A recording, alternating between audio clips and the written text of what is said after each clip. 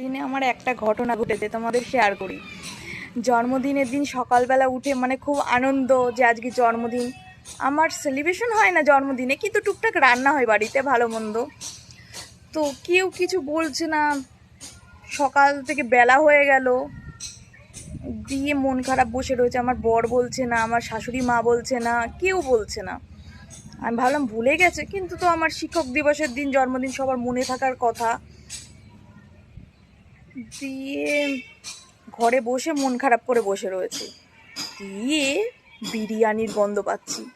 তখন মনে করলাম যে হয়তো আমাকে সারপ্রাইজ দেবে, তার জন্য বিরিয়ানি করছে।